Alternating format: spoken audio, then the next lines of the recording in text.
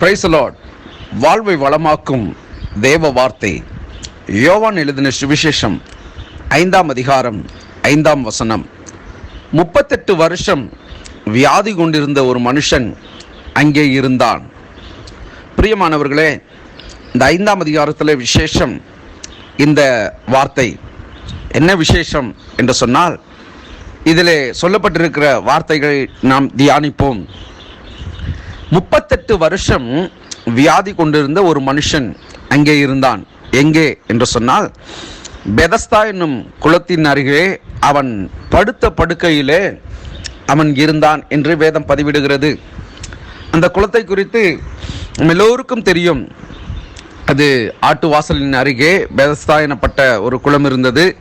அந்த குளத்திலே தேவதூதன் எப்போதாவது அங்கே இறங்கி வந்து அந்த குளத்தை கலக்குவான். அதில் முந்தி எவர்கள்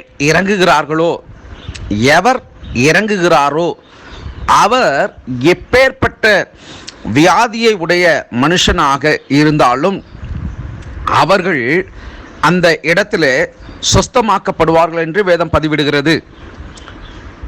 இந்த 38 வருஷம் வியாதியாய் இருந்த மனுஷன் அவன் சுகம் அடைய வேண்டும் என்று இயேசு அவனை கருத்தில் கொள்கிறார். அவனிடத்தில் கேட்கிறார், நீ சுகம் அடைய வேண்டும் என்று விரும்புகிறாயா என்று கேட்டபொழுது, அவனுடைய காரியம் இயேசு இன்னார் என்பதை அவன் அறியாதிருந்தபடியால், நான் இத்தனை ஆண்டுகள் நான் இங்கே அமர்ந்திருக்கிறேன், படுத்திருக்கிறேன், என்னை கொண்டு போய் விடுவதற்கு அங்கே எனக்கு ஆள் இல்லை என்று சொல்லி அவன் அப்படியாக புலம்புகிறான். கிறிஸ்து இயேசு இன்றைக்கு அவர் அற்புதங்களை செய்கிறவராய் இருக்கிறார். எப்பேற்பட்ட கொடிய நோய்களாக இருந்தாலும், எப்பேற்பட்ட பாவிகளாக இருந்தாலும் அவர்கள் அண்டையில் இயேசு வந்திருக்கிறார். ஆனால் அவர்களோ அவரை அறியாமல், நான் அந்த குளத்தில் என்னை கொண்டு போய் விடுவதற்கு ஆளில்லை என்று சொல்லுகிறது போல, இன்றைக்கு மனுஷர்களுடைய மனநிலையும் அப்படிப்பட்ட ஒரு நிலையிலே காணப்படுகிறதை இந்த வேத வாக்கியம் நினைவுபடுத்துகிறது. கிறிஸ்து இயேசு ஒரு மனுஷனுக்குள் வந்துவிட்டால் அவர் நம்மை அதிகமாய் நேசிக்கிறபடியினால் அவர் கேட்கிற வார்த்தையின்படி, இன்றைக்கு இப்பொழுது நீ சுகமடைய வேண்டும் என்று விரும்புகிறாயா? நம்முடைய விருப்பத்தை ஆண்டவர் கேட்கிறார். நீ பார்வையடைய வேண்டும் என்று விரும்புகிறாயா? நீ சுகமடைய வேண்டும் என்று விரும்புகிறாயா? இப்படிப்பட்ட வார்த்தைகளை வேதத்தில் இயேசு கிறிஸ்துவினுடைய ஊழியத்தின் நிமித்தம் அநேக வார்த்தைகளை இப்படியாய் பார்க்க முடிகிறது.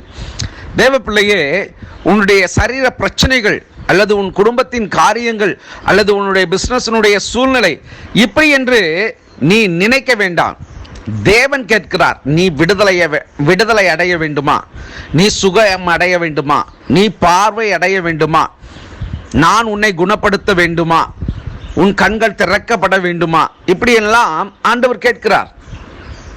நாம் அவைகளை உணர்ந்து என்னை கேட்பவர் இன்னார் என்பதை நான் அறிந்து, ஆம் ஆண்டவரே, நான் சுகமடைய வேண்டும், நான் பார்வையடைய வேண்டும், என்னுடைய தொழிலிலே ஒரு வளர்ச்சி காணப்பட வேண்டும், இப்படிப்பட்டதான வார்த்தைகளை இயேசு கிறிஸ்துவின் மேல் நம்பிக்கையுடையவர்களாய் நாம் கேட்கிற பொழுது, தேவன் அந்த தருணத்திலே நம்மை சுகப்படுத்துகிறவராய், நம்மை விடுவிக்கிறவராய், நம்மோடு கூட அவர் இருக்கிறபடினாலே நமக்கு விடுதலை தந்து நடத்துகிறவராய் இருக்கிறார் என்பதை இந்த வாக்கியத்தின் மூலியமாய் நாம் அறிந்து கொள்ள வேண்டும். காலங்கள் கடந்து போனது என்று சொல்லி நாம் குழம்ப வேண்டியது அவசியம் இல்லை. அல்லது நம்முடைய சரீர பிரகாரமாய் காணப்படுகிற வியாதிகள், இத்தனை ஆண்டுகள் நான் வேதனைப்படுகிறேன் என்று சொல்லி நாம் புலம்ப வேண்டிய அவசியம் இல்லை.